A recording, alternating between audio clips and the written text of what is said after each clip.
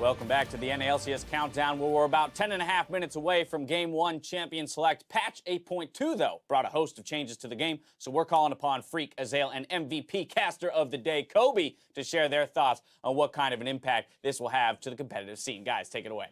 Thank you very much, Dash. I am Freak. This is most valuable player, Caster Kobe, Azale off to my far right. And yeah, it's a fun one. 8.2 is one of my most excited patches for a long time. First up, Sightstone as an item is removed from the game. Instead, it's now the reward for a support quest, representing Targon's Brace or Frostbang and things like that. And I like it a lot because supports can spend their gold in more interesting ways than buying a Sightstone. And I'm really interested to see how that's going to come through in the LCS, seeing some of these aggressive mage sports rushing for Spell Pen, seeing something like a Tom Kench go for an early Locket or even Righteous Glory could be pretty cool. Yeah, it's always nice when they increase the variability and the options for pro players especially. Since you don't have to put all this money into Vision early on, you can choose to spend it on either more damage, like spell penetration supports, or early Knight's Vow, protecting your AD carry, something like that. There are just more strategies available when you have this flexibility. Totally agree. Next up, the big change for me, Relic Shield as an item got nerfed for AD carries. The Targon's Brace shield battery is gone. The sustain is lower if you're a ranged champion using it, which, yes, hurts Thresh, but it means no Quadra Relic Shield bot lane, which means you're not on mandatory tank supports. Should make bot lane more interesting to fight.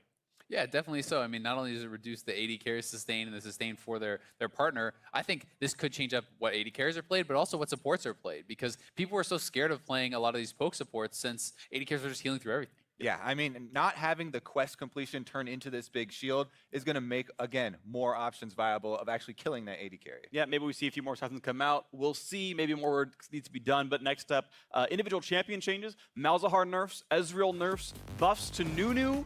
Gonna be fun to watch. Yeah, definitely. Let's start with the mid lane, because the mid lane has been very stale.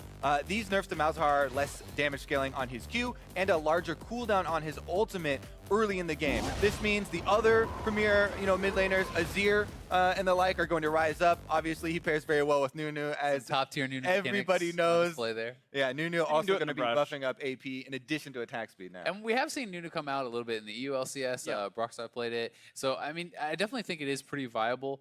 Hopefully, we're going to see some more difference in mid lane. Corki came out in the EU, which is at least something that's shaking it up a little bit. And a lot of Galio, which will be interesting as well. So we'll see what comes through. But that's our basic thoughts on 8.2. Back to you, Dash.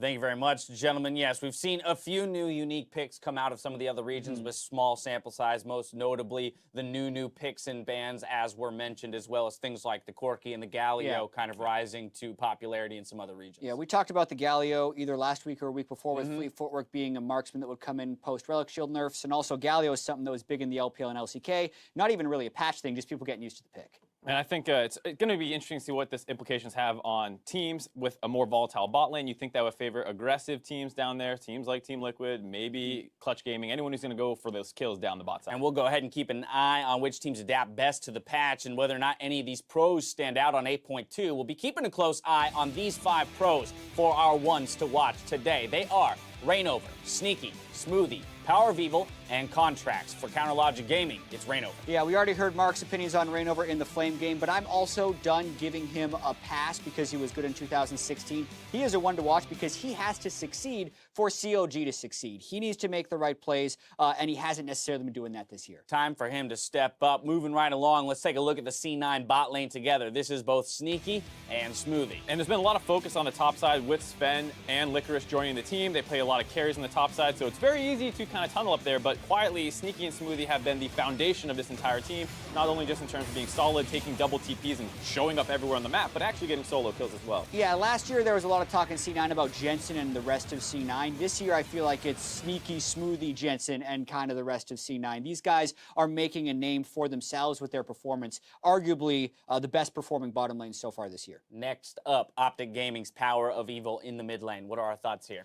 He got rank 1 in solo queue for a hot second. Best mid laner in NA, therefore. Yeah. For a hot second, he was. And also his Syndra play in their game against FlyQuest granted them their first LCS victory as an organization. So he needs to continue to play at a high level. There were 4 mid lane bans in that game when he pulled out the Cinder, so his champion pool can throw some curveballs at other people as well, drawing a lot of Orianna bans as well. Changing landscape there. We'll see how he deals with it. Finally, Golden Guardians contracts. Rookie of the split and not doing so hot so far this year. Yeah, very hot and cold performances all around. Sometimes gets his team big leads, like you said, a couple games, 5K gold leads, but then also sometimes the catalyst for why they lose them. And such an example is the one that we pointed out earlier. It's just a very kind of sad start for him because he was supposed to be the pillar with High, the mid-jungle synergy, and then extending that throughout the game. But it feels like he's also one of the big reasons that they start floundering in the mid game. Yeah, and I thought his summer split was his best split yet, so definitely has something to build upon, but it's got to do it with new players. All right, that brings us to prediction time, one of my favorite times of the day. So let's fly them up onto the screen here, see where you guys disagree. And there's only one game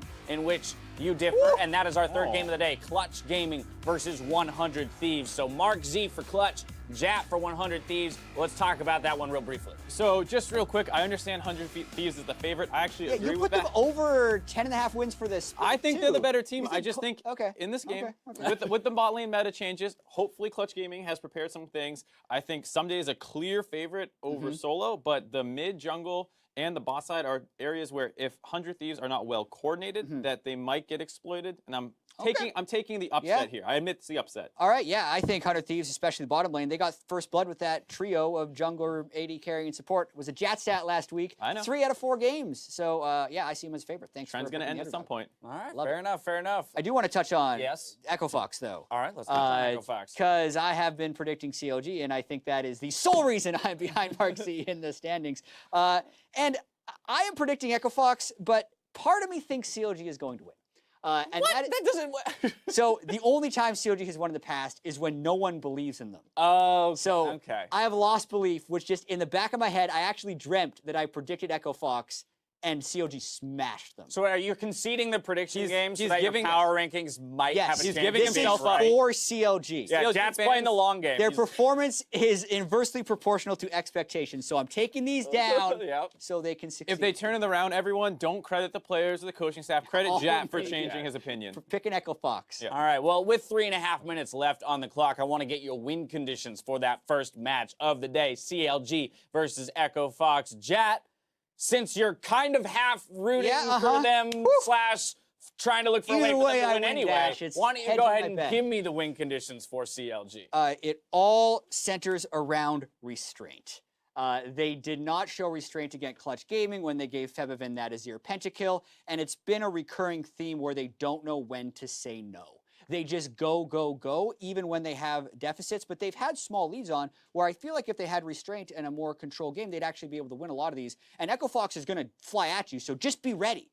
Show some restraint, and CLG will have a chance. To that point, even if you look back at the 2017 season, a lot of the time CLG was like getting aced pre-20 minutes in the enemy team's jungle. So these aren't necessarily new problems that come with Biofrost and Reignover. It's something that has seemingly plagued this team in the terms of like they like being proactive and on the same page, and sometimes it just backfires. So I can see a world where they turn that around. All right, looking for composure out of CLG. What about for the side of Echo Fox? How do they get the W and keep that undefeated streak alive? I mean, they are clearly the favorites, so just get a stable top matchup. Darshan is by far the best performing member on CLG right now. Huni has shown that if he isn't careful and he gets counterpicked, he can fall behind. It happened to Hanser, who's a very competent laner as well. So if that's the one strength for CLG, just pick a stable matchup in the top lane. Don't let Darshan get rolling. The rest of your map will win, and eventually your better team play will take over. Talk to me about Reignover in the context of this matchup, since I know you had that criticism for him. How would you like to see him approach this style matchup to start proving to you that maybe, you know, he's made some strides in the areas in which you've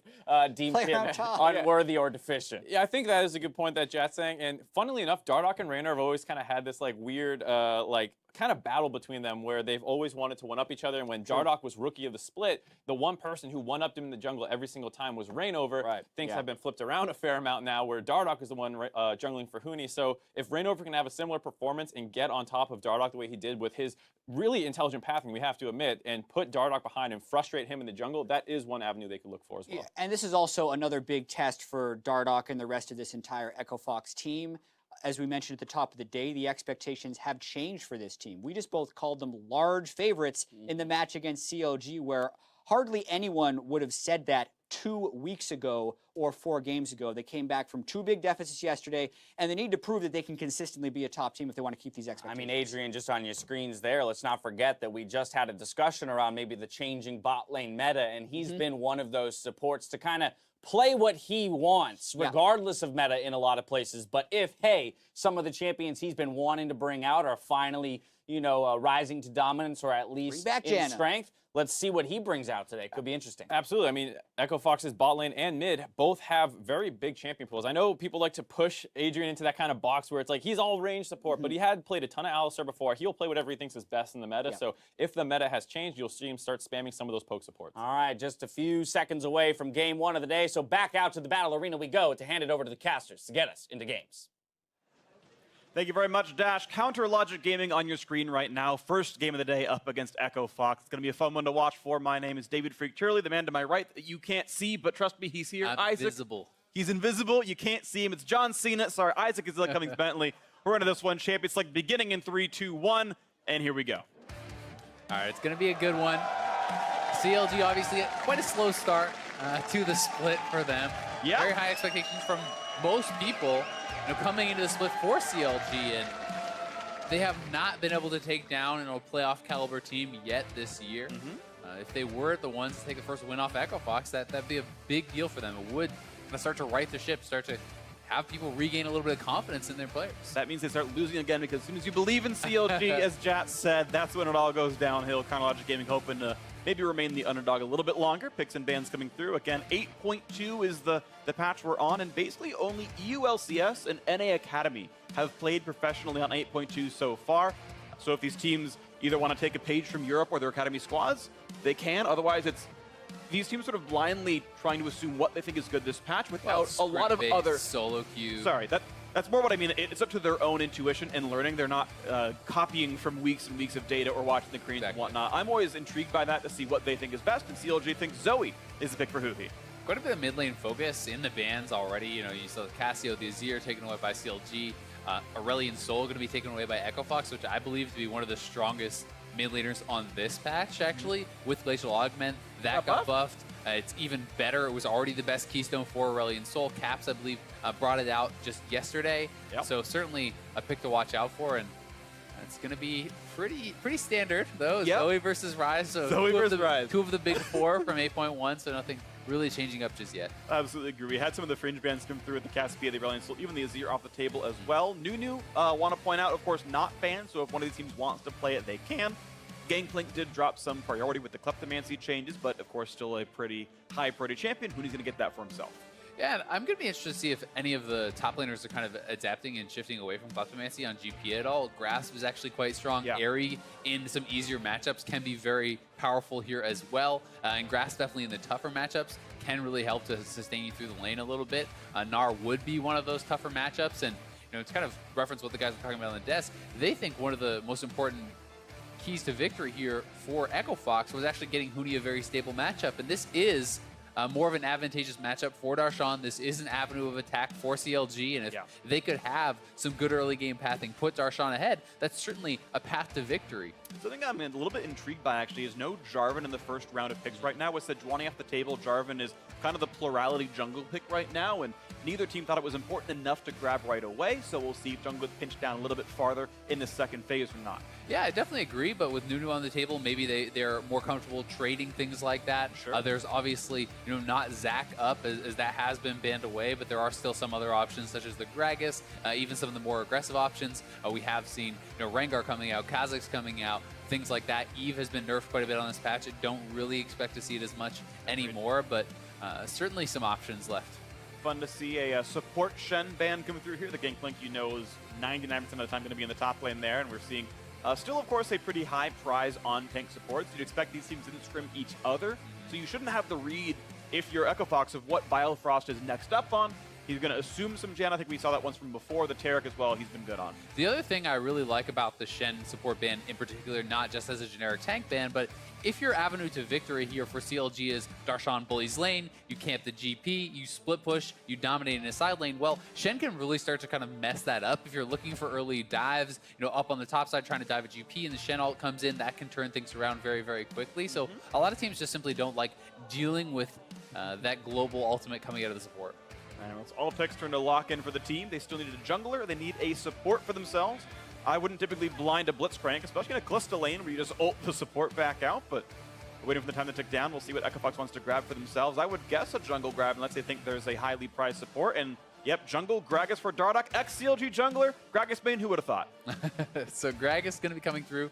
It's not the J4, it's not the Nunu, it is the Gragas. Definitely more playmaking ability there on the Gragas. If you have the potential to really pull a lot off. I also think that Gragas can work quite well specifically into Zoe, because Zoe is someone that, while she can be fairly evasive with the ultimate, if you do ever get knocked into the team, the ultimate is not really an escape ability, it's more of a dodge, so you can really be in trouble if you're going to get knocked in, and it's something that Gragas can really look to set up early on, especially in combination with Ryze. You throw the W, you have the flash body slam, pretty powerful gank.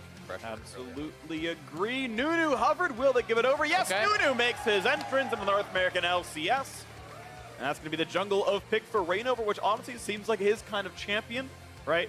Likes to invade, likes to counter jungle, likes to get rid of the camps, make his opponent jungler as useless as he can, and I expect Reignover to do pretty well here. So do I. I also think it's a pretty good matchup into the Gragas. This is not exactly a champion that can duel up very well against the Nunu, and theoretically, he should be able to get involved early on, taking away jungle camps, really trying to stack dragons, these sorts of things. You need to have a pretty heavy focus, I think, on neutral objectives with CLG's comp. You have the Kalista, you have the Nunu. You really should be stacking dragons early and often. You should be looking to threaten early barons and these sorts of things because, to me, if you're looking at the super later game stages, there's not nearly as much consistent damage coming out of the CLG team as there is from a late game Tristana, a GP, and a Ryze. It's much more get picks with this Kalista Braum combo, find sleeps with Zoe, take objectives, push the pace very quickly. So CLG needs to be very proactive, needs to be playing a good early game, and definitely needs to be winning on the top side. Well, fun things to watch for, of course. Thresh technically nerfed in 8.2 because he gets half healing from Relic Shield. Of course, still a champion that Adrian wanted to play, so he's going to go for that one here.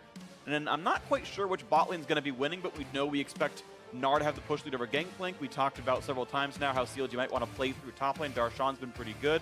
We'll see if Reignover can make that one happen here, but time for the coaches to shake hands, and we'll get into Summoner's Rift very soon for Game 1. Yeah, it will be interesting to see how the bot lane shakes out. I do think that the Kalista plus Braum 2v2 can be quite powerful, and Thresh, you're not really looking to hook in a Braum, right? That can be difficult, but the X factor there is the gank assistance that Thresh provides, I think, to someone like a Gragas. Gragas' early ganking pressure is much more powerful than that of a Nunu. So really it is up to Reignover to track Dardoch, to allow his team to know where he's coming from, when he's going to be ganking, and to avoid those. Yeah, it's going to be fun. I'm very intrigued actually how botlane's going to play alongside jungle because Nunu can very trivially solo a Drake out at level 3 or 4 or something. But if Tristana can keep the push up against the CLG bot lane, it means that Adrian's always available to rotate out and stop those solos that keep the wards up there. So something to watch for as well if they're going to get those Drake stacks that happen after all. Once again, we are now on Summoner's Rift. Counterlogic Gaming at 1-3. EchoFox, the only undefeated team in North America, at 4-0. Everyone's asking when that's going to stop, or will it continue?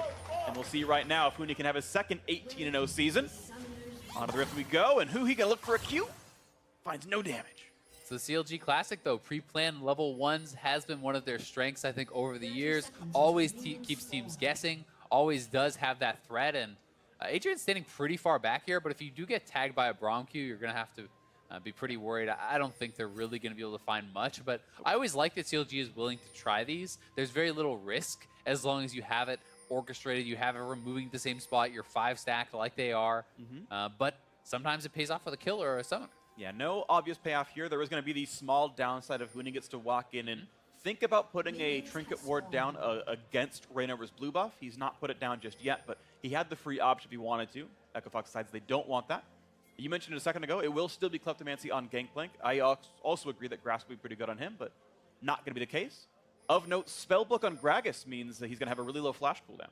Yeah, Spellbook on Thresh, Spellbook on Gragas, Spellbook on Nunu, Spellbook on Zoe, Spellbook on Ryze. So a lot of Summoner Spellbook. It is also worth noting to me, you were talking about having push in the bot lane. Minion Dematerializer here on Adrian just kind of means you're going even more for that push. You have the explosive shot, which is naturally going to help you push. You have the relic shield, and then you also have the minion dematerializer. So if you're taking that and using it on cannons, pushing them in, you can sometimes deny access from Nunu getting to that dragon. I think it's a really good choice on Thresh as well, because oftentimes you can be in a bad situation. You can't actually auto-attack the cannon minion. You want to make sure you get the gold for yourself. And because your Sightstone is tied to actually finishing off the quest, missing out on 2 or 3 cannons actually delays not your own gold, but even wards for your team. And I think it's actually a good idea to go Materializer maybe every time on Relic Shield Thresh. Yeah, it is pretty interesting. It's also interesting to see Adrian going for Biscuit Delivery instead of Stopwatch, which has been so prevalent in pro play. So he is more concerned with just the additional sustain, the additional mana that he's going to be able to have from that, and less worried about the all-in type situations where I think Stopwatch is much more valuable. Early on in the game, Darshan not going to chug his first and only potion. Huni's going to push him in early on, but it won't stay in that way forever. Of note, Relic Shield start for Huni. Yeah, Going to give him the Bandit passive for 10 extra gold per Q. It is pretty interesting, but generally speaking, when you see this, people go Spell Thieves if they want to go for these sorts of routes, because they're getting the little bit of damage and they can actually proc that much more easily. But that being said, this gives you the extra health, so it is a little bit more safe. He's going Biscuit Delivery. This allows you to start 3 potions, so you have a tremendous amount of sustain for the early laning phase. And so far, he's actually doing incredibly well. He's the one bullying Darshan, and Darshan is an airy Gnar in this advantageous early matchup, but Huni seems to have found a way to play it very, very effectively. And I'm very curious if Huni will eventually pull Dardoch over, give him some stacks, upgrade to tier 2, and get his own Sightstone, because Gangplank can be a very good split pusher. And at this point, it only costs you 500 gold to basically buy a Sightstone to go from here to Targon Strait. Sightstone does not deal damage, Freak. I know it doesn't. This is Huni. It's Huni, Freak. Are you aware that Huni's best champion last year was Maokai? All right, he knows how to play team player. The memes aren't always true about him. He's a good player. We'll see what happens here. I'm very excited because I think there can be a lot of innovation and exploration as the 8.2 changes what kind of items we see out of players.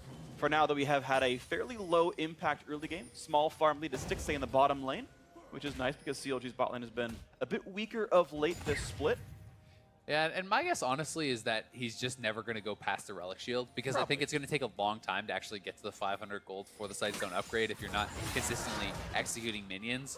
Very likely just wants a very heavy sustained lane, and here is Rainover going for the early dragon. It is the Infernal, and both junglers looking to do what they do best. Dardoch's looking for a gank. Body slam flash from Fogg-Of-War. He couldn't have done anything, and First Blood comes through to Phoenix. Absolute perfection out of Dardoch, stunned from the darkness. Really nicely done there. Honestly, a bit surprised that Huhi is running heal instead of cleanse. When you're going up against the Ryze, the root is a free setup for those sorts of plays, and there's nothing you can do, as you said, if you actually get caught out there.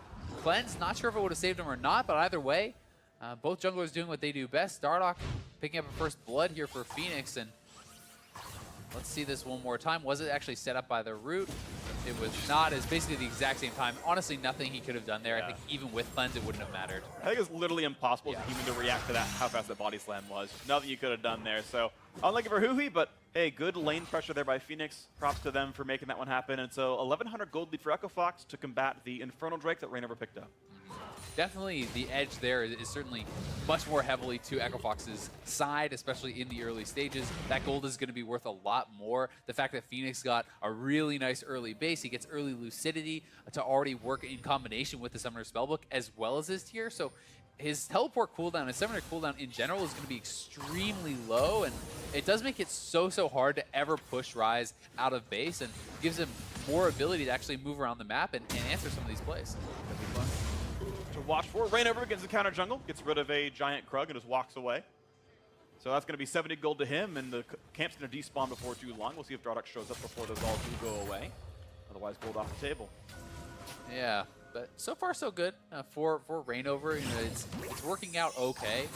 Let's see if he can land that. Some nice damage, but still, TP's almost back up, right? So it's very kind of uneventful lane here, I think on the side of Zoe, it's going to be really, really hard for Huhi to ever do too much to Phoenix other than just farm this out. Phoenix is going to have better wave push, and he has a better ganking jungler. Nunu plus Zoe is going to be hard-pressed to actually take down a stopwatch Rise.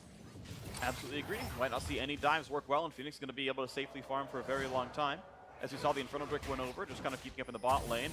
Looks like just the lane pressure of Braum himself has meant that Agents had to play back, and it's been the CLG push the whole time. 2-on-2 in the mid lane as Phoenix walks right in to a Nunu channeling, but the stopwatch prevents it all. Absolutely zero damage dealt. Yeah, ult means nothing. Another kill into Dardoch. A dynamic duo in the mid lane working nicely.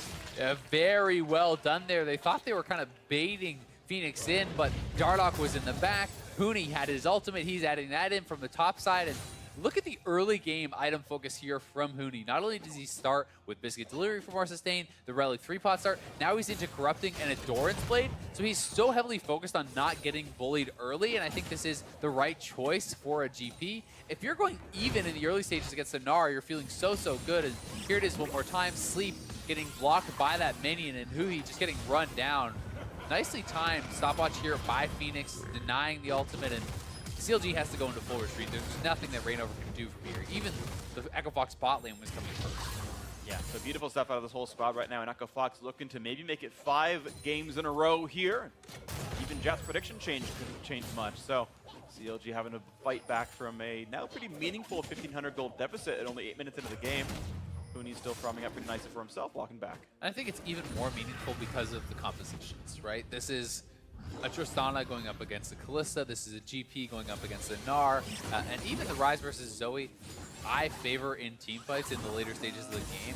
There's much more high variance with a Zoe. Yes, you could theoretically one-shot one of these carries, and then the math is all thrown off. But generally speaking, I like Echo Fox's comp the later we get into this game. And despite the fact that it's a 20 CS advantage for 6A and Biofrost, that has not been where the focus of the game is. And this kind of top side of the map, which was more expected to be winning for Darshan, and the mid, which was more expected to be a farm, are not really going the way that CLG wanted.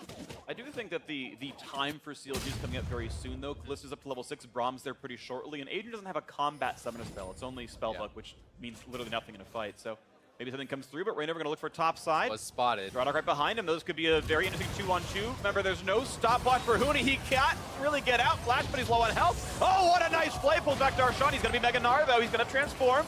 And that means there's not a lot of threat on him anymore. Rise coming in for this one. Phoenix wants to get someone killed, but not going to reach Rainover in time. And Darshan, pretty safe here. Actually, really good for CLG. It costs them 1 summoner. They get 3 flashes and a teleport out of that. That is very good pressure from CLG. Despite the fact that they didn't get the kill, this is now a 2v1 on the bot side. They can actually pressure and get the first turret here, give solo gold over to 6A, and use that as your real power point here, because mid-game for Kalista obviously is going to be incredibly strong. I'm almost a little surprised they're not just trying to hard dive Altec with Kalista ulti, just have Biofrost start the fight out, because what's he going to do aside from rocket jump away? Maybe it's a waste of ultimates, but again, it would give you some free time.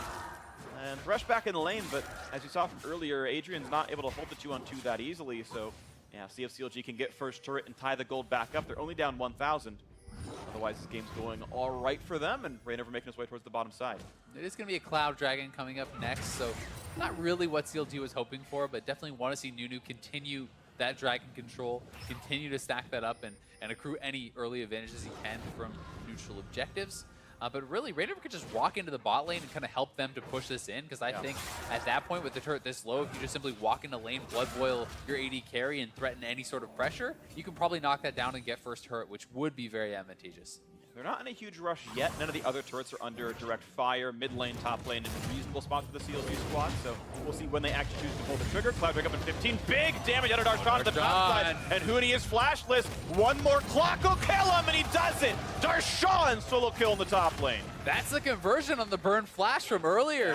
Darshan doesn't even have to use his own. He gets the solo kill, and now some of the pressure, some of the effort that Rainover has been putting out on this map, threatening the dive on the top side, really pays off. And with the bottom side winning, with this ward pinked, and Nunu is here. They are not going to try to push for the turret, though, as Hui's back in the map. But either way, here it is again from Darshan. Really nicely played, landing the entire combo, and Huni just not really expecting the all-in potential there from the Mega Gnar.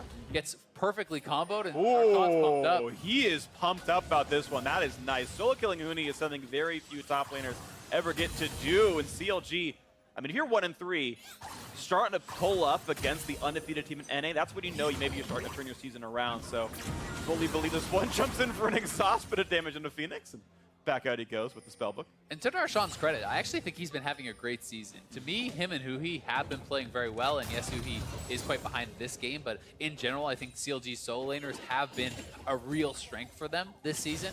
Despite their 1-3 record, it's just been kind of problems in the rest of the map. The bot lane has not been showing up the way they want, and there is kind of a failed RQR. Are a little bit late. You have to cast the full quarter second before it would hit max range. We'll probably hit the rest of these for most of the rest of this game. Blade of the Ruin King done, by the way, for Stixxay, so first power spike done for him. The free boots have come through for all these players, and we're waiting to see when CLG does pull the trigger to knock down bot turret, because it should be theirs to right. And Rainover is setting up for another dragon. Look at all this vision that's down around here with the Tracker's Knife. He clears out a couple pink wards. You can look to threaten this dragon take. I do like the fact that he is down here applying this pressure. We'll see if he's actually willing to start it up, though, as there is a lot of Echo Fox members in the area. They know they're leashing it. They can see Ryze start casting spells over the wall, so how much damage can Huhi get? Lands to sleep. This could be some good damage. Smite goes over to Dardoch, actually. The hook's going to come back now into Nunu. The front line is here. Rumble attacks on a 3, and here comes a fight as Zaltek's nearby. Knocks them backwards, gets them out of range. Another Drowsy. And then Gragas, they're going to body block this, though. Go forward. Yep. Half HP on Adrian, but they're going to be okay. Out they go. Rainover completely panicked there. He actually consumed it to 1 HP, then Panic tried to smite. He flashes in place. Oh, wow, I missed that. Definitely a botched attempt there from Rainover. That was giving me a little bit of kind of throwback to some of their previous games where he does have a fantastic early game, then is not able to hang on. Thankfully, the flash is not going to mean too much, at least for now. We'll see if that does come back to haunt him before it's back up. He's going to get a little bit of damage right there, and yeah, gets Phoenix on the half HP, but lands a combo himself and trades most of it back. Still a small lead for Huhi after landing those skill shots. And there it is again. He wants to at least force Dardoch to actually go for it. He's still 1 HP and then flashes in place there. I think that's just simply a panic. He's matching his smite. He sees it at 1 HP, but he already used smite consume, and I'm not really sure. He flashed at the same time he put a ward down. Like he felt like maybe his ward either is way, like near his flash. Obviously, an play accident. regardless. Yeah. But not too impactful just yet. Adrian is here though, and so is Dardoch. They're looking for Huhi again. Quarter HP on Phoenix. Flave pulls in Biofrost, putting the shield kind of the wrong way, flashing away from the hook. He's going to stay alive, but that is a summoner spell down now from the CLG support. Otherwise, licking the runes pretty nicely. We did see first turret go down a second ago, so Counter Logic Gaming up 500 gold and a Drake rather. Yeah, play is certainly not working around the mid lane for CLG, but no. Biofrost, nice flash there to actually get out. Definitely need to early flash that hook or he would have died.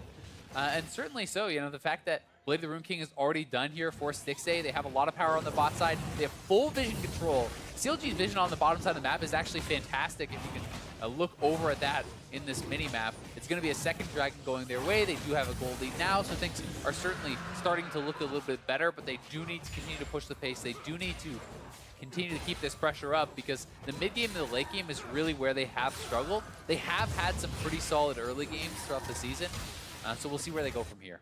We'll see what comes in from this one. Once again, we look at ourselves in the top lane. 15 CS difference. Darshan in the lead gets a nice ulti across, but back to Mininar means he might have to run away from this trade as Huni going to land a lot of these attacks right now. Gets the passive coming in as well. Dardoch nearby. Flash is up for Darshan, but his health bar getting a bit low. Flash is early. Dardoch going to flash ult. He's going to land the first little bit slow as well, and there's the shot in.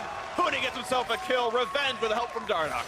Nicely done there from Dardoch. Dardoch baiting out the flash actually early from Darshan, you know, threatening the body slam flash. Darshan has to flash and he can still get that follow with his own flash, ultimating him against the wall. Huni fully commits. That is just very nicely done there from Echo Fox, and that's the danger of actually using that leap forward for trading, you know, to look for another kill here. This is how Darshan was able to get a kill on Huni last time, but when you jump forward like that, you're certainly putting yourself at a lot of risk, and he knows that Dardoch is there now. He had crossed the ward, but Darshan's Megadar had timed out very early. He didn't have the wall up, the stun, or anything to follow up. And Dardoch, honestly, very nice ultimate. When able to follow in and clean it up.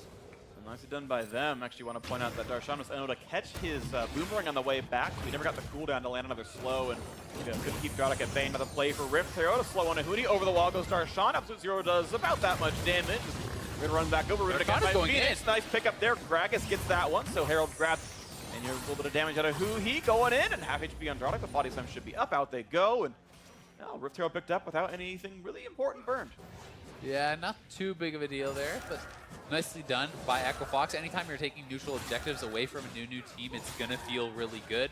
That's certainly one way that Reignover could have pushed the pace of the game even further to knock down some more turrets and kind of expose the Baron. But so far, I do think that Echo Fox has slowed it down quite a bit, and the fact that Huni's already on Triforce now is going to mean he can clear these waves out so easily and really even start to threat in 1v1 against Darshan. And talking about Huni's farm, he's at about 700 gold earned so far from the Relic Shield. So if he wants a Sight Stone, he could just get it by upgrading Targon's Brace. If he chooses not to, then clearly not worth it for him, but would be gold efficient for the wards. Either way, it's paid for itself as an item, and he's just continuing to scale up in this game. Echo Fox just tied in gold. Double Drake still for CLG. Otherwise, we've now gone back to a bit of a safer mid game as these objectives are all gone off the map, and 5 of the 6 outer turrets still stand. It's honestly really cool to see how Huni has played this. It's not a start I've ever really seen. Yeah. And the Relic Shield with the free pot start in combination with Biscuit Delivery is just so much sustain that Darshan was really having trouble dealing with that. We know with only 1 potion of sustain for himself. Sure. And could not really kind of match that. And Huni has played the lane, I think, incredibly well. So far, so good. Continue to wave clear, and there's a summon up in the mid lane, so it looks like first turret might, or the first Echo Fox turret, I should say, will go down in mid lane outer here. He can only kind of sit and watch on the outside. Can't really grab that Ignite little pellet either. The flash forward actually wanted to land the slow, but no. Not going to get much of anything. A Lantern pulling them to safety. Now Dardoch might have a hard time with this one, and going to get pushed out, but one more smack for the Rift Herald gives local gold over the Gragas as a result of the last hit, and now the chase maybe for Darshan, but no mallet. Not a great enough slow, and gonna be able to walk away. Yeah, that's 5-man mid there for CLG with top lane pushing against them, but they're not really able to actually get any fight going. So it's just gonna be some minions lost on the top side for Darshan. Not too much of a cost, of course, but really not finding much success in actually forcing these fights. Nice little attempted snipe there, but dodged away. He gets no damage out just yet. Back to the top side. Nice last hit. Darshan gets rid of that one. No barrel for you. Jumps forward, lands the ulti. Right as he turns back into minion R. Last another barrel. But if Dardoch comes in, it's going to be a danger as another barrel chain blows. This time slowing down Darshan. Huni cutting away. He's taking some meaningful damage. Boomerang grab. He can trigger Hyper. Not quite good dodge by Huni, but now in melee range of Dardoch, he is going to go down as Biofrost joins in. Does not land the ult on both. Does Dardoch have the damage? A double hop comes through. Now it's up to Adrian's turn. Altex here as well. Summoner heal to keep them safe, and Darshan has been saved.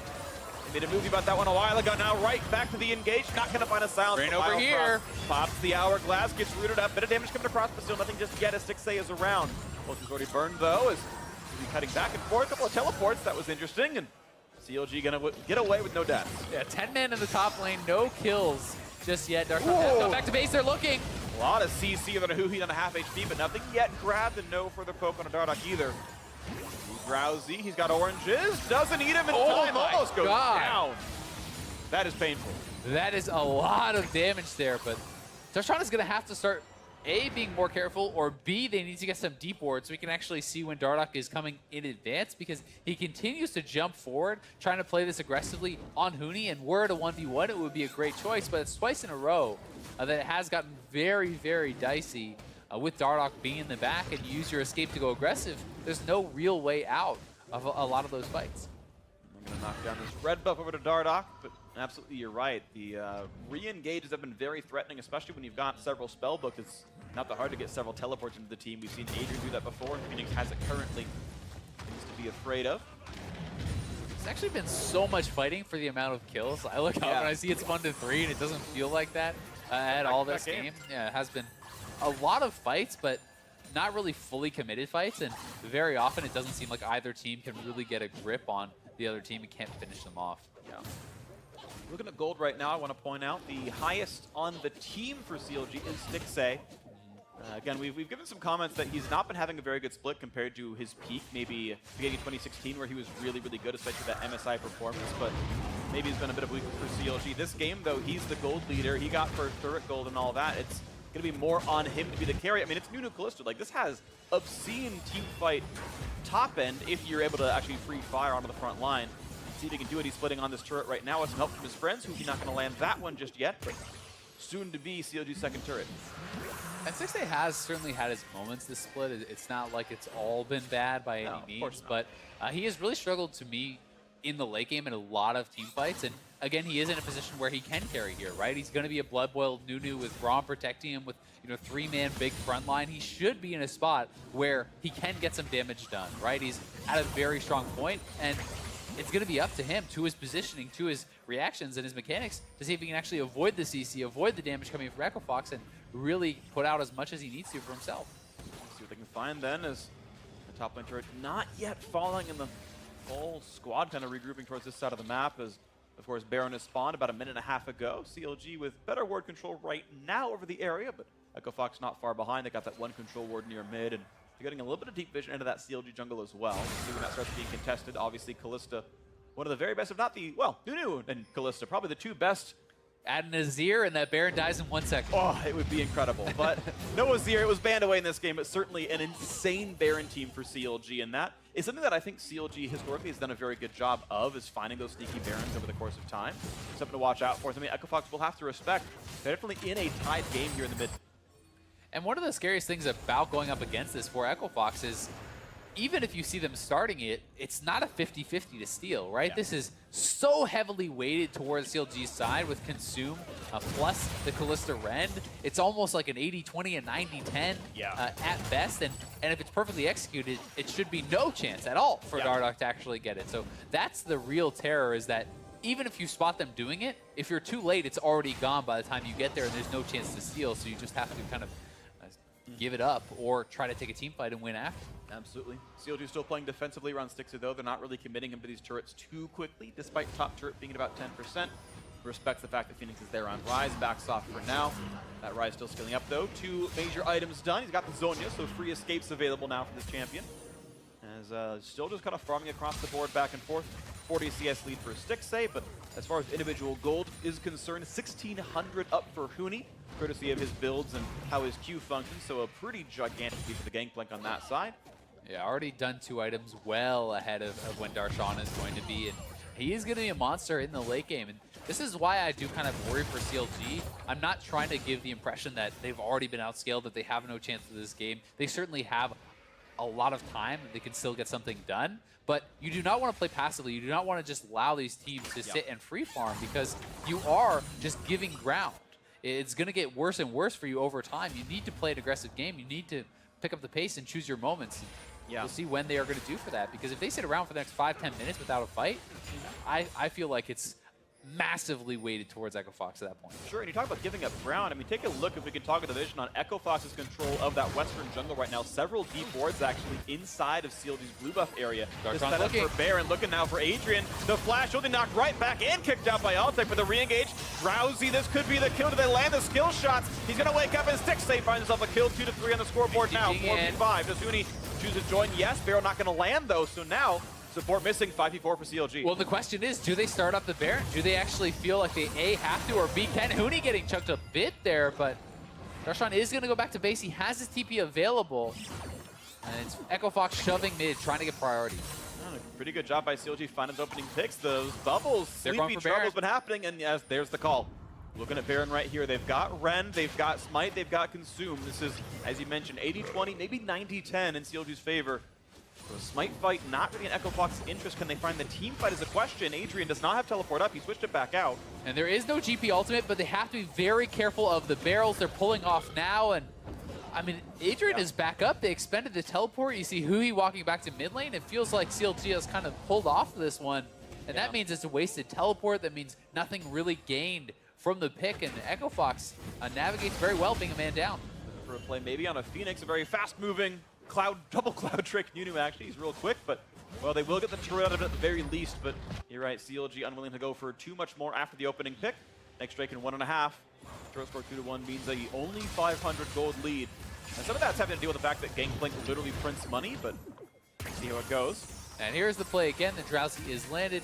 They're going in for the follow-up. And Darshan doesn't have any rage, though. He's actually cooled down from his Mega Gnar, so it's harder to actually commit to a full-on team fight. But Stixer coming in, they get the kill. GP TP's in.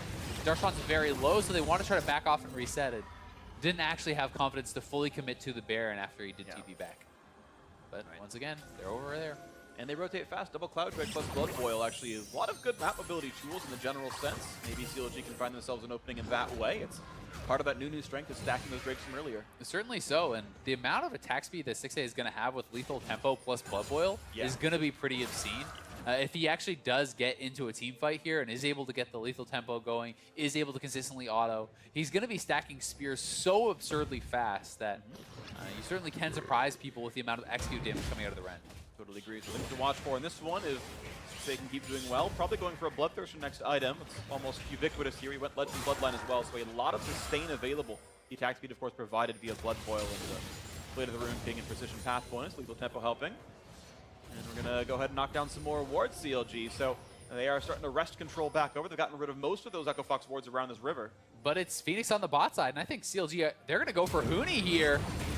Not a lot of ways out. He's got Flash, burns it, but he's going to get hit by the Absolute Zero. The damage up pretty high. The rest of the chain's going to be there. He's just buying seconds as the bot lane tier 2 falls. The kill comes over. The turret for a kill generally going to favor Echo Fox, though. CLG has to start Baron, though. Now they have one man down. TP is not going to be available for Huni. Phoenix is on the bot side. At least force out the TP here from Phoenix, make him respond, but Darshan is looking to go Mega. He got knocked in by Gragas and kicked right back out by Altec, so no engage to be had for him.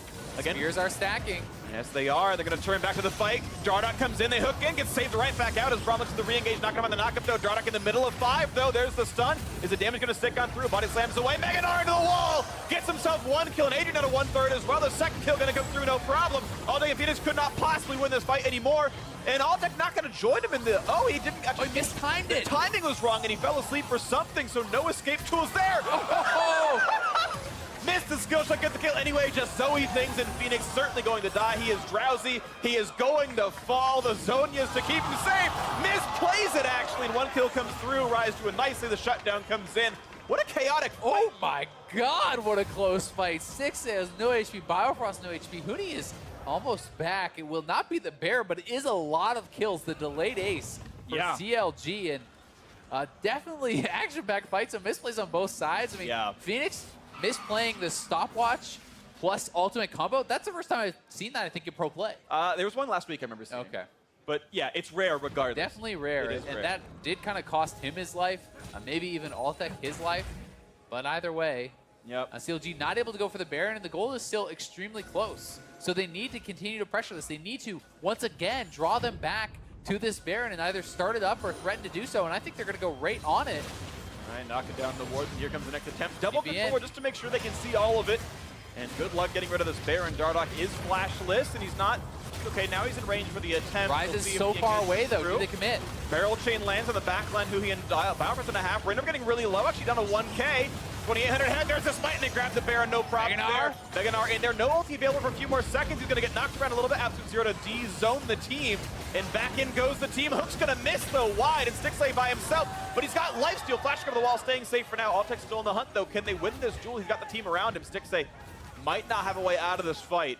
Yeah, Stixley maybe should have stayed in and got a kill onto Adrian, but he is pretty far up there. Yeah, didn't land the Q on Adrian. If he had landed that, he might have had the kill, but nope, 1 comes over. So, hey, -1 kill, but Baron to CLG is a good thing for them.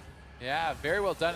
Risky play here. CLG getting incredibly low during this fight, certainly. Darshan looking for the flank on Meganar, tries to go in here. Adrian, really nice play. The Rise W as well, locking him up, denying any big entrance, and does find one. So this is actually one from a long previous time ago. play, yeah. It's a 5 for 2. And this is the Rise ultimate here, kind of getting mistimed a little bit. Yeah, Zonia's very early. No, the attack was in the air and triggered the 4th stock of Braum pass despite the Zonia's interaction. That surprised me because I feel like autos shouldn't. Interesting. But that's what happened. It consumed the Braum 4th hit. Well, either way, this was the CLG delayed ace prior to the Baron fight that we did just see. So some time ago, and the frustration on his face as stopwatches are getting used. I have not seen that before, but yeah, I don't know if it's an intended interaction or not, but certainly those 4th hit and it stacked the Braum passes regardless. So interesting things there, but that's why he fell. Either way, it is Counterlogic Gaming 400 gold in the lead, Baron buff on 4 members, and now looking to keep playing the map. Certainly so. Gold just about that even. Another item now completed though for 6A. He does have that Bloodthirster, but we do have Altec on 3 items himself. Starting to get to a very, very strong point. Huni has completed his 3 items. To me, a lot of this game is just going to come down to how much can CLG actually get with this Baron. I feel like they need to get a significant gold lead, need to knock down some turrets, threaten an inhibitor, at least get some outers here to really start to extend an advantage. because we are kind of getting to the danger zone post 30 minutes against Trist and GP. Things to watch out for then. Give kind of Gaming keep the pressure going. They've done a pretty decent job of shot calling overall. The Ocean Drake from a little while ago did go to Echo Fox. So it's 3-1 in Drakes. Kind of Gaming still going to take over what they can of this jungle now, actually farming more and more gold out of it. Quick Consume Smite goes over to Rain over there, and CLG still only on 2 outer turrets. That score tied by Echo Fox. Certainly Fox have come back from larger deficits, most notably half their games to both Cloud9 and TSM were those. I mean, they were down like 10K against TSM, right? This is certainly the gold is not the problem in this one. It's the tempo is kind of in the favor of CLG. They have the Infernal, they have the Baron buff, and are putting on a lot of pressure. But Echo Fox knows that they can slow this down if they can continue to kind of turtle and farm. They're going to have a lot of really good opportunities. Definitely will. So things to watch out for if Echo Fox can find their way back into this one. Nice little plays there, and it's a split push 1-1-2 with the Nunu coming kind of across all the lanes for Counter-Logic Gaming. The Dardock Phoenix duo though holding up just fine. No major issues, but here we go onto this one. Good damage on mid lane tier 2 as Uhi continues to hit once in a while. The minions helping also. Giving a little bit of damage there. I do like that they are Baron buffing up all 3 lanes. They're trying to really pressure for these outers, and this should be this bottom tier 2 getting a lot of damage. The mid lane is fairly low. On the next waves, they could maybe knock down 1 or 2 of these, and Hui's trying to do his best to actually push Altec off, but that was really close to being a hook, and without cleanse there, he could have actually just died.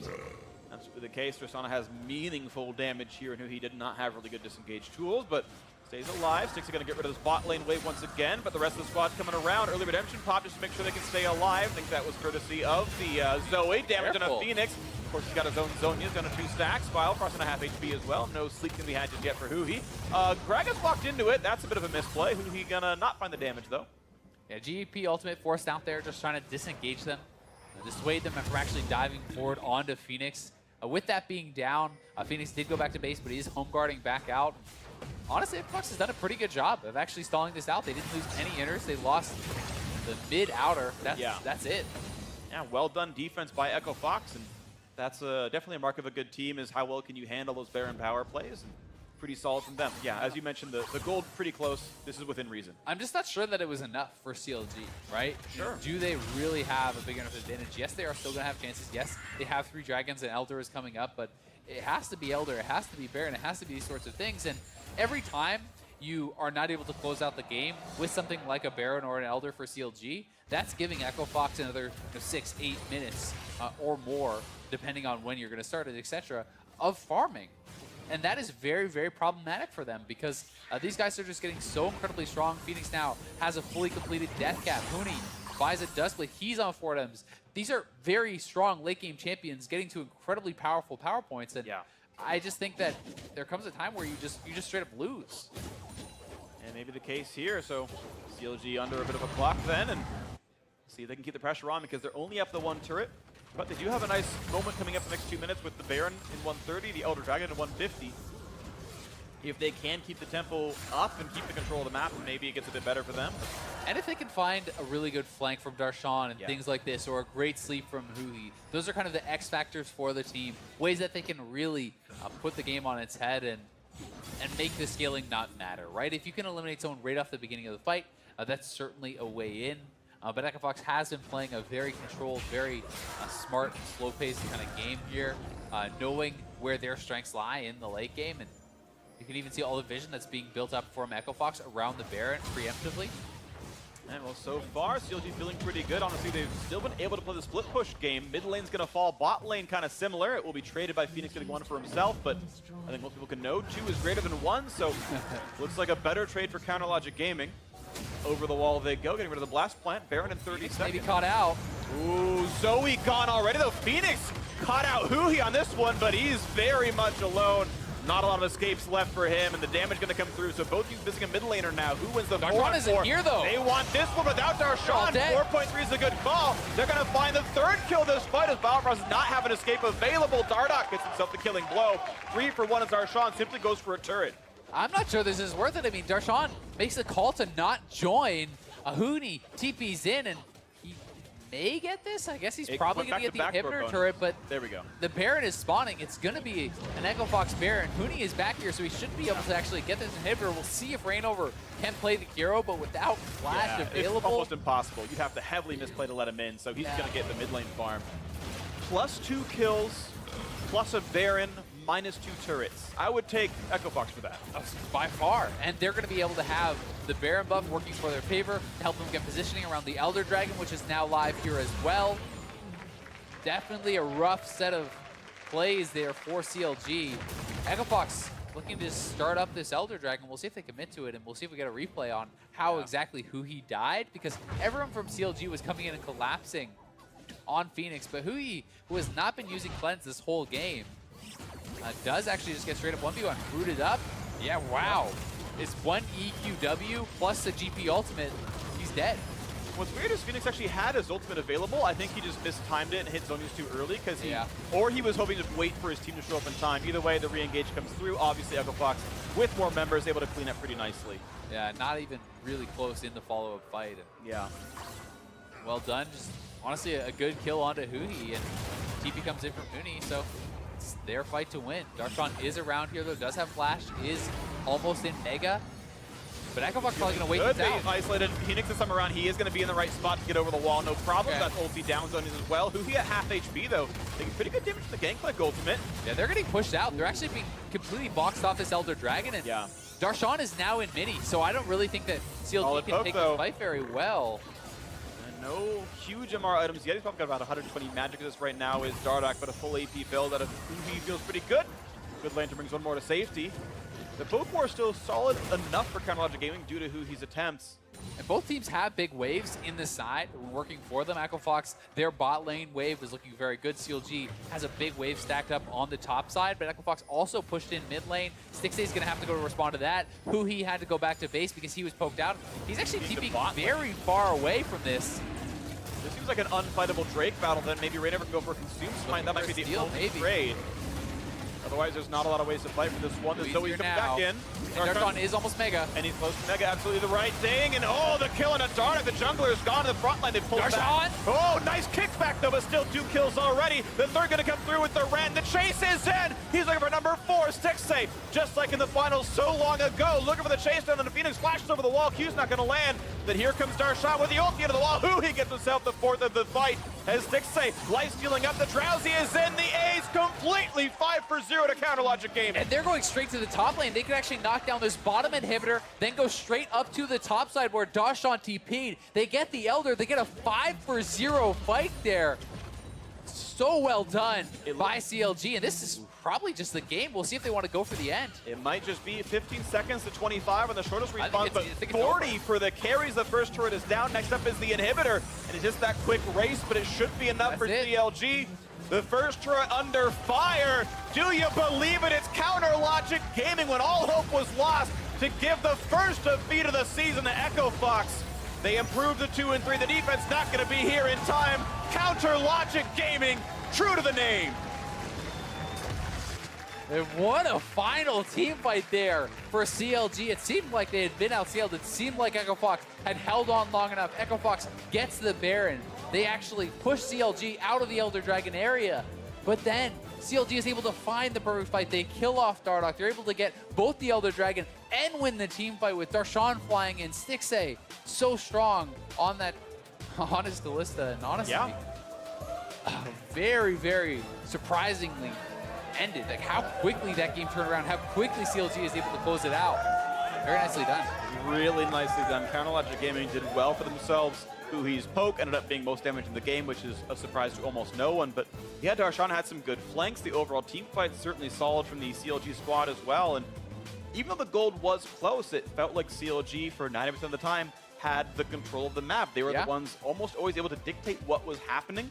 They even got to TP Hui away from the fight to clear a wave, still showed up in time to contest the Dragon. The timings, the rotations, everything, honestly, reasonably good for CLG, and they were the better team today. They certainly were. They played very, very well, I think, throughout the early stages. Mid lane was definitely going the way of Echo Fox, but there was a lot of good things working for Echo Fox. This did not feel like some complete collapse from Echo Fox, that CLG just got an easy win. I felt like, yes, CLG had map control, but that's because they had more early game pressure with their comp. They have the Nunu kind of controlling these objectives, and it felt like both teams were playing very well to their win conditions, and we were getting late enough in the game that it felt like Echo Fox, their comp is starting to eclipse that of CLG. But CLG able to find that one fight, and sometimes that's all it comes down to. But Yep. Really impressive performance, because I actually think that Huni played very well. I think Phoenix played very well. Honestly, this was not like a bad game from Echo Fox. CLG were like just it. straight up better, Yeah. and this was an undefeated team, so some hope Is for CLG back? Is CLG back? They're back today. All right, everyone, make sure you give credit to Jat for doubting Chronological Gaming. Do not give credit to the Jack players. gets no credit. Jat verbatim last week said, I'm going to keep voting CLG until at week least 4. week 4. We're day 1 of week 3, and he's like, I'm off the hype train. Yep. It's obviously Echo Fox. He was very wrong. Abandon them. What an amazing analyst, Jat. Bring your dog out here. He knows it better than you do, honestly, though. But all you can say is props to Chronological Gaming. And yeah, maybe they are back, right? I mean, Stixay had a good game all the way through. Big team fights out there. And again, I want to stress it, like, the macro victory, though, because this was a game where it's like, okay, you're up to 4-item Gangplank, 4-item Tristana, the gold's within 1,000, and CLG is still the one holding map control, despite the fact that you should probably, or it's around the time where you should start being afraid of Tristan Gangplank, but they never had to be, and they kept getting more macro wins. They're trading turrets 2 for 1, and it was a well-played game. And I think that Nunu just seemed to fit how Reignover was playing so incredibly well. I do think that there was a lot to be desired, even with some of the new mechanics as far as, you see a lot of the absolute zeros kind of whiffing in the early games and things like this, but he controlled the dragons very well. He managed vision incredibly well. He, I think, played just a very intelligent game, and I think Nunu fits his playstyle incredibly well, and people are going to have to be kind of worried about this guy on this champion. Maybe so we'll see what happens. But now send it down to Avali May, who's standing by for an interview with the Echo Fox top laner and the CLG jungler. Thanks, guys. I'm here with Reignover and Huni, excuse me. Letters are difficult. Reignover, congratulations on your win. Going into this game, you guys had a slow start and you were coming against the undefeated Echo Fox. How confident were you guys coming into this game? We're pretty confident, and we get even more confident after the draft because we have been practicing like similar comp few times, and it was pretty successful. So we thought the game was going to be really going really well after the draft. So everyone felt really good. But I think Echo Fox played really well on like early game that like pressure us through like mid jungle. So it was pretty hard because like champion like Nunu needs a lot of like mid prio to like do something. But then they did really good on the mid gank, so it was pretty hard early game. But I think our team comp like works really well in like mid and late game too. So we didn't really feel like desperate of getting outscaled. And Jay's Zoe is insane, so he would land a lot of pokes. So yeah, I think it was a really good game. Now, you guys both have a special relationship. You guys played together on Fnatic and then Immortals. And this is the first time that you guys have been on the stage, but playing on opposite sides. What was it like to play against each other? Reignover, you first. Is it my first time playing with Suni? Yeah, actually, it's my first game playing against Suni. And I mean, there have been a lot of like, I have been playing against a lot of like my old teammates past times, but I think playing against Huni like is pretty different feeling. And Huni is like my like most special teammate I've ever been. So yeah, it feels good that I won, but I also don't want like Huni to be like feel sad about it. So same. Any other emotions you were feeling while playing him? Yeah, definitely. Like, I mean, I've been playing against FabiBen. I played it and playing against Reignover, which is like, yeah, definitely. Like, I have been playing with him like 2 years straight, and it feels pretty good. But it would have been better if I won, but. Yeah, but still, it's really good to see that he's doing well. That's even as I said, like, there was no like, kind of competition. I just wanted to him like doing well also, and I just want to do well too. So it's kind of hard to say, but still, it's like both way. I think it's pretty happy to see anything. Now, last split we saw, you went to Korea to play for SKT, and you stayed here with Team Liquid. What was it like to watch each other grow from so far away? Reignover, you first.